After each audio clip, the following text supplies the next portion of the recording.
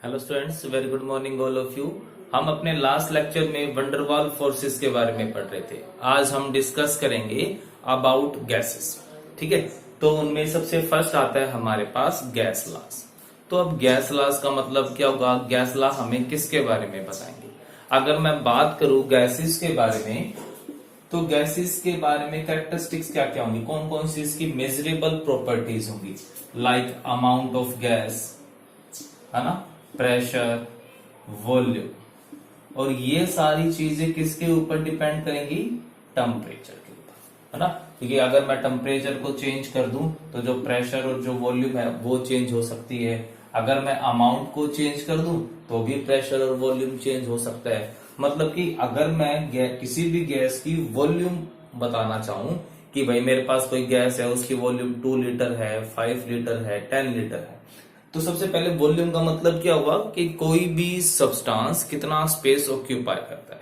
कोई भी सब्सटेंस कितना स्पेस ऑक्यूपाई करता है। तो कोई भी गैस है मेरे पास, अगर मुझे उसकी वॉल्यूम बतानी है तो मुझे बताना पड़ेगा कि हमारे पास अमाउंट कितनी है, हमने कितना प्रेशर अप्लाई किया हुआ है, टेम्परेचर हमने कितना लिया हुआ है। तो ये वो 4 वेरिएबल्स हैं जिसके ऊपर गैसेस डिपेंड करेंगे। ठीक है, तो अब गैस लॉज क्या कहता है, कैसे डिफाइन करूंगा मैं गैस लॉज को? It may B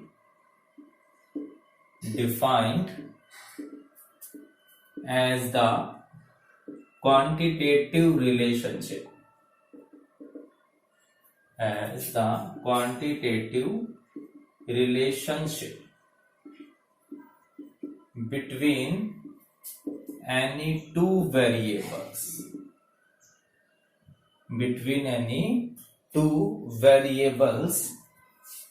when other two are constant or fixed। क्या कहता है कि जो गैस लॉज है वो हमें किसके बारे में बताएंगे? क्वांटिटेटिव मतलब उसकी अमाउंट से जुड़ी हुई बात है। तो ये हमें क्वांटिटेटिव रिलेशनशिप देगा कोई भी दो variable, like pressure volume, pressure temperature, temperature volume, amount pressure, amount volume, इस तरीके से। ठीक है, तो कोई भी दो वेरिएबल्स के बीच में रिलेशनशिप बताएगा जब बचे हुए दो वेरिएबल क्या हो जाएंगे? कांस्टेंट हो जाएंगे। क्लियर है? हमारे पास 4 वेरिएबल थे, टेम्परेचर, प्रेशर, वॉल्यूम और अमाउंट। और जो गैस लॉज हैं वो हमें क्या करेंगे? कोई भी दो वेरिएबल में रिलेशन बताएंगे। जैसे कि प्रेशर और वॉल्यूम, कि जब मैं प्रेशर को इंक्रीज करूंगा तो वॉल्यूम पे क्या इफेक्ट पड़ेगा, या फिर मैं वॉल्यूम को इंक्रीज कर दूं तो प्रेशर के ऊपर क्या इफेक्ट पड़ेगा। बट कंडीशन क्या रहेगी कि टेम्परेचर और उसकी अमाउंट क्या हो जाएंगी? कांस्टेंट हो जाएंगी। जैसे कि मैं अगर रिलेशन फाइंड आउट करूं टेम्परेचर और प्रेशर के बीच में, टेम्परेचर और प्रेशर के बीच में, तो क्या होगा कि जो वॉल्यूम होगी और जो अमाउंट होगी वो कांस्टेंट हो जाएगी। क्लियर है? तो ये चीज आप ध्यान में रखना। तो अब इसके अंदर जो फर्स्ट लॉ आता है हमारे पास, Boyle's law.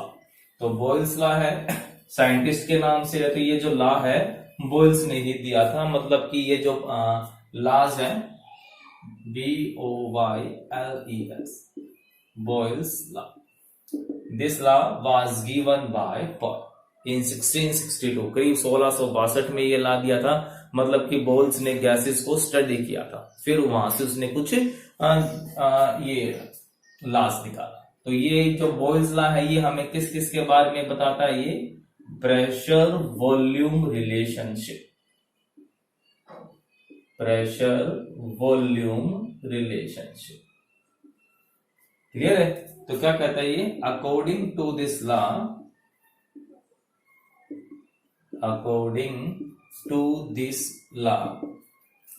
at a given temperature, the pressure of a given amount of gas is inversely proportional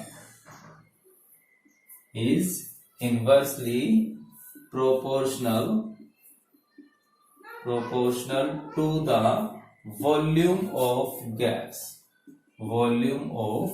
इसका मतलब क्या कहना चाहता है? कि हमने टेम्परेचर क्या कर दिया, कांस्टेंट है ना, गिवन टेम्परेचर, हमने टेम्परेचर को चेंज नहीं करना है, तब क्या होगा, जो प्रेशर ऑफ गैस होगा, और वो भी क्या कर दिया फिर, गिवन अमाउंट ऑफ गैस, मतलब अमाउंट भी हमने फिक्स कर दी, तब pressure of gas is inversely proportional to the volume of gas, that is P, pressure is inversely proportional to V। अब इसको साइन को हटाऊंगा तो क्या आ जाएगा, हमारे पास कांस्टेंट आ जाएगा, ये हमने कोई नाम दे दिया K1, तो P is equal to K1 by V। Here P pressure of gas, V volume of gas, and K1 is proportionality constant and it is depends on the temperature। Temperature पे depend करेगा, amount पे depend करेगा, साथ में units के ऊपर भी depend करेगा कि प्रेशर और वॉल्यूम की हमने यूनिट क्या ली है, उसके ऊपर भी K1 की वैल्यू डिपेंड करेगी। क्लियर है, तो ये आ गया हमारे पास। अब क्या कहता है कि अब हम इसको थोड़ा सा और चेंज कर सकते हैं, हम इसको, ठीक है, और सिंप्लीफाई कर सकते हैं हम इसको। मैं इसको और क्या लिख सकता हूं, हम क्या लिख सकते हैं इसको, मैं इसको क्रॉस मल्टीप्लाई करवा दूं, that is PV is equal to K। तो इसका मतलब क्या होगा, the product of pressure and volume of a gas, condition wise, at given temperature is always constant। ठीक है, जो प्रोडक्ट होगा प्रेशर और वॉल्यूम का, वो क्या होगा, हमेशा कांस्टेंट रहेगा, वो किसी भी चीज पे डिपेंड नहीं करेगा। अगर अगर हमने टेम्परेचर कांस्टेंट कर दिया और जो अमाउंट ऑफ गैस है वो हमने कांस्टेंट कर दी। ठीक है, अब हम इसको दूसरी फॉर्म में लिख सकते हैं। अज्यूम करो कि हमारे पास कोई गैस है, हमने क्या कर दिया उसकी, देखो, let we have a gas having pressure P1 and volume V1, then it gas is transferred, ठीक है, same amount of gas is transferred to another beaker, then the same amount of gas transferred to other container having volume V2 and pressure becomes, जब volume change होगी तो pressure change हो जाएगा, pressure becomes P2 at same temperature। then क्या होगा, क्या कहता है कि हमारे पास कोई गैस थी, अमाउंट हमने फिक्स रख दी, टेम्परेचर भी हमने फिक्स रख दिया, ठीक है। तब स्टार्टिंग में हमारे पास जो कंटेनर था, उस कंटेनर के अंदर गैस थी, कंटेनर की वॉल्यूम V1 थी और उसका प्रेशर था P1। फिर मैंने क्या कर दिया, उस गैस को किसी दूसरे बीकर में ट्रांसफर कर दिया, उसकी वॉल्यूम थी V2 और प्रेशर बन गया P2।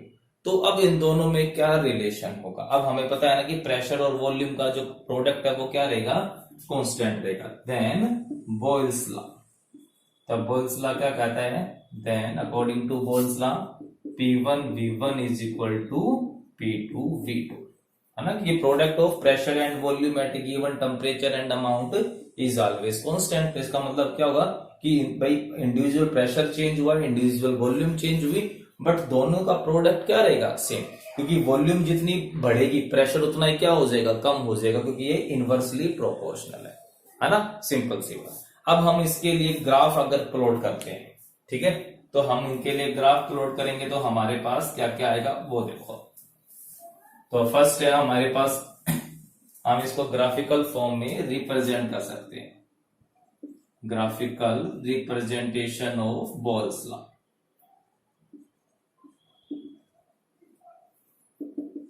अब मैं क्या कर रहा हूं, हमने प्रेशर लिया हुआ है और वॉल्यूम लिया हुआ है। वॉल्यूम हमने बार में ले लिया, प्रेशर हमने वॉल्यूम डेसीमीटर क्यूब, ठीक है, एसआई यूनिट में, और जो प्रेशर है वो हमने बार में ले लिया।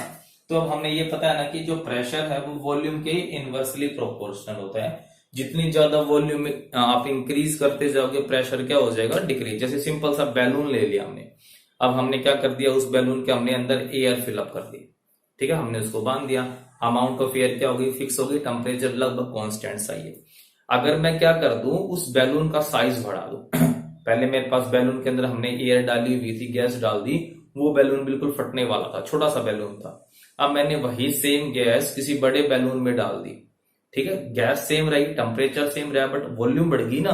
तो अब क्या होगा, अब वो जो न्यू बैलून के अंदर वो जो हमने सेम गैस डाली, तो फिर वो बैलून की कंडीशन क्या होगी, क्या वो फटने लायक होगा, वो बिल्कुल भी नहीं फटेगा, बल्कि उसके अंदर तो एयर हमें कम लगेगी, क्योंकि हमने क्या बढ़ा दिया, वॉल्यूम बढ़ा दिया। वॉल्यूम बढ़ते ही प्रेशर क्या हो जाएगा, डिक्रीज हो जाएगा। तो क्या कह रहा है कि वॉल्यूम जैसे जैसे इंक्रीज होती जाएगी प्रेशर क्या हो जाएगा, डिक्रीज हो जाएगा। तो ये क्या आ गया, इसका graphical representation of any gas at A given temperature. Clear है। अगर मैं इसी सेम ग्राफ को इस फॉर्म में रिप्रेजेंट करूं, प्रेशर एंड 1/v, हमारे पास क्या इक्वेशन आई थी, P is equal to K1/v, ठीक है। अब आपने लाइन की इक्वेशन पढ़ी होगी कि y is equal to mx plus c, ठीक है। तो यहां पर x एक्सिस के अलोंग कौन है, 1/v है। m क्या होता है, स्लोप होता है, ठीक है। तो वो स्लोप क्या हो गया, यहां पर K1 हो गया। c क्या होता है, इंटरसेप्ट, कि हमने अपनी जो इक्वेशन है कहां से स्टार्ट करनी है। तो यहां पर c की वैल्यू क्या हो गई, 0 हो गई। तो इसका मतलब क्या हुआ कि मुझे जो ग्राफ है वो 0 से स्टार्ट करना है, और जो इसका स्लोप आएगा वो स्लोप क्या आ जाएगा, K1 आ जाएगा। मतलब 1/v की वैल्यू जैसे जैसे बढ़ेगी प्रेशर की वैल्यू भी डायरेक्टली इंक्रीज हो जाएगी, और जो स्लोप होगा कि कितनी बढ़ेगी वो K1 हो गया, वो भी 2 टाइम्स बढ़ेगी, 3 टाइम्स बढ़ेगी, वो सब इसके ऊपर डिपेंड करेगा। ये हो गया, ठीक है। जो थर्ड वन जो ग्राफ आता है हमारे पास, जो तीसरी इक्वेशन क्या थी, PV is equal to K1, है ना। PV is equal to K1 मतलब the product of pressure and volume is constant, it doesn't depend on pressure और वॉल्यूम। हमारे पास जो तीसरी इक्वेशन थी क्या थी, PV is equal to K1। तो अब हम क्या करते हैं, मैं इस तरफ PV प्रोडक्ट ऑफ प्रेशर और वॉल्यूम ले रहा हूं, और इस तरफ क्या ले रहा हूं, प्रेशर या फिर वॉल्यूम, कुछ भी ले सकते हो। तो अब ये क्या कह रहा है कि जो प्रोडक्ट है वो किसी के ऊपर डिपेंड ही नहीं कर रहा, वो तो कांस्टेंट है ना। तो अगर मैं प्रेशर को इंक्रीज भी करूं, ठीक है, तो भी क्या रहेगी, पीवी की वैल्यू जितनी थी उतनी ही रह जाएगी, उसमें कोई भी फर्क नहीं पड़ेगा। तो ये क्या शो कर रहा है कि वैल्यू क्या होगी, कॉन्स्टेंट। अगर मैं प्रेशर बढ़ाऊंगा तो वॉल्यूम क्या हो जाएगी, डिक्रीज। जितना प्रेशर बढ़ेगा उतनी वॉल्यूम कम हो जाएगी, और दोनों का प्रोडक्ट क्या रहेगा, हमेशा सेम रह जाएगा। तो ये रिप्रेजेंट कर रहा है, ठीक है। बट ये जो बोयल्स लॉ है, बोयल्स लॉ, ये चीज आप जरूर ध्यान रखना, Boyle's law always followed by ideal gases. Ideal gases कह सकते हो, या फिर आप हाइपोथेटिकल, मतलब कि जो इमेजिनरी गैसेस हैं, जो रियल में एग्जिस्ट ही नहीं करती हैं। जो नॉर्मल गैसेस हैं वो एग्जैक्टली इसको फॉलो नहीं करती हैं। सिर्फ इन लॉज को कौन फॉलो करेंगे, आइडियल गैसेस। तो जो रियल गैसेस है वो भी इनको फॉलो कर सकती हैं। Real gases can follow only at low pressure and high temperature. अगर प्रेशर बहुत ज्यादा हो और प्रेशर बहुत कम हो और टेम्परेचर बहुत ज्यादा हो, तब तो क्या होंगी, जो हमारी जो रियल गैसेस है, ऑक्सीजन, नाइट्रोजन, CO2 गैस, वो इनको फॉलो कर सकती हैं। अदरवाइज वो इनको फॉलो नहीं करेंगी, वो इनमें डेविएशंस को शो करेंगी। क्लियर है, ये हो गया। अब इसके ऊपर कंसेप्चुअल क्वेश्चन नॉर्मली पूछ लेते हैं। आपने एक ऑब्जर्वेशन देखी होगी कि जब हम साइकिल के टायर में हवा फिलअप करते हैं, हवा डालते हैं, तब क्या होता है कि भाई मैं उसके अंदर हवा डाल रहा हूं, तो उसमें जो वॉल्यूम बढ़ती है ना, टायर पहले क्या था, एकदम पतला सा था, उसके अंदर एयर नहीं थी, पिचका हुआ सा था, ये कह सकते हो। अब जैसे मैं उसके अंदर एयर इंजेक्ट करूंगा तो उसकी वॉल्यूम बढ़ रही है, फैल रहा है वो, साथ में प्रेशर भी बढ़ रहा है। तो यहां पर क्या मतलब हुआ, वॉल्यूम भी बढ़ रही है और प्रेशर भी बढ़ रहा है, मतलब volume is directly proportional to pressure, या ये कह लो pressure is directly proportional to volume, है ना। जब मैं इसके अंदर एयर डाल रहा हूं, वॉल्यूम भी बढ़ रही है और प्रेशर भी बढ़ रहा है, तो फिर ये बोल्स लॉ को क्यों फॉलो नहीं कर रहा। बोल्स लॉ तो क्या कहते हैं, अगर वॉल्यूम बढ़ेगी तो प्रेशर कम होगा, अगर प्रेशर बढ़ेगा तो वॉल्यूम कम होगी, बट यहाँ पर वॉल्यूम और प्रेशर दोनों बढ़ते हैं, है ना। या फिर एग्जांपल बैलून का ले लो, जब हम बैलून में के अंदर हवा डालते हैं तब उसका प्रेशर भी बढ़ता है और उसकी वॉल्यूम भी बढ़ती है। तो यहां पर क्या मिस्टेक हो गई, वो बोल्स लॉ को क्यों फॉलो नहीं कर रहा। तो जब आप इस क्वेश्चन को ध्यान से सुन रहे हो तो आपको सुना होगा मैं क्या कह रहा हूं कि हम उसके अंदर एयर डाल रहे हैं, मतलब कि उसके अंदर अमाउंट ऑफ गैस कांस्टेंट नहीं है, इसलिए वो बोल्स लॉ को फॉलो नहीं कर रहा। अगर हम अमाउंट ऑफ गैस को कांस्टेंट कर देंगे तब क्या होगा, प्रेशर बढ़ेगा तो वॉल्यूम कम, अगर वॉल्यूम बढ़ेगी तो प्रेशर कम हो सकता। ठीक है, अब हम बात करते हैं इसके ऊपर न्यूमेरिकल्स की, कि एग्जाम में इसके ऊपर किस तरीके के न्यूमेरिकल्स आते हैं। तो बिल्कुल सिंपल से न्यूमेरिकल आते हैं, तो थोड़ा सा आपने सोचना है और तुरंत सोल्व हो जाएंगे वो question, direct on the formula questions होते हैं। ठीक है, तो हमारे पास जो फर्स्ट क्वेश्चन है वो क्या कहता है, a vessel of 120 ml capacity contain a gas, ठीक है, at 35 degree Celsius and 1.2 bar pressure. फिर कहता है कि the same amount of gas transfer to another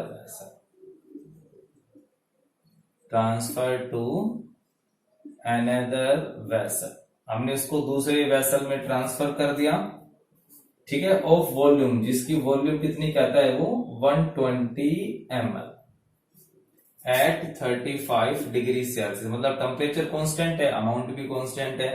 तो पूछ रहे हैं what would be it's pressure, what would be it's pressure, इसका प्रेशर क्या होना चाहिए। सिंपल सा है, क्या कहता है कि हमारे पास कोई वेसल है, उसकी कैपेसिटी दे दी 120 ml, मतलब ये वॉल्यूम हो गई, टेम्परेचर 35 डिग्री सेल्सियस है और प्रेशर कितना हो गया 1.2 बार प्रेशर। फिर कहता है कि हमने सेम अमाउंट ऑफ गैस को अनदर वेसल में ट्रांसफर कर दिया, जिसकी वॉल्यूम कितनी हो गई 180 ml, तो पूछ रहा है उसका प्रेशर क्या होगा। तो टेम्परेचर कांस्टेंट है, अमाउंट ऑफ गैस कांस्टेंट है, मतलब बॉयल्स लॉ लग जाएगा। हमारे पास वॉल्यूम कितनी है V1 120 ml, और इस जब ये वॉल्यूम थी तो प्रेशर कितना था 1.2 बार। ठीक है, अब कहता है सेम अमाउंट ऑफ गैस को दूसरे बीकर में शिफ्ट कर दिया, जिसकी वॉल्यूम कितनी है 180 ml, और प्रेशर हमें फाइंड आउट करना कि इस वॉल्यूम के ऊपर प्रेशर क्या होगा। अब सिंपल सा formula according to Boyle's law, P1 V1 is equal to P2 V2। तो P1 की value 1.2 into 120 is equal to 180 P2। तो यहां से क्या आ जाएगा 180 डिवाइड में आ जाएगा, ये यहां से प्रेशर की वैल्यू आ जाएगी। तो यहां से P2 की वैल्यू कितनी आ जाएगी 0.8 बार प्रेशर। ठीक है, तो अब जो भी इस टॉपिक के ऊपर क्वेश्चन होंगे वो बिल्कुल इसी टाइप के ही होंगे। आपको 4 में से कोई 3 वैल्यूज गिवन होंगी और 4th आपको निकालनी होगी, डायरेक्ट ये फॉर्मूला लगाओगे और क्वेश्चन सोल्व हो जाएगा। ठीक है, तो आप इस टॉपिक के ऊपर क्वेश्चन करोगे, चाहे कंसेप्चुअल हो चाहे न्यूमेरिकल हो, और किसी में डाउट रहता है तो वो पूछ सकते हैं। Okay, thank you.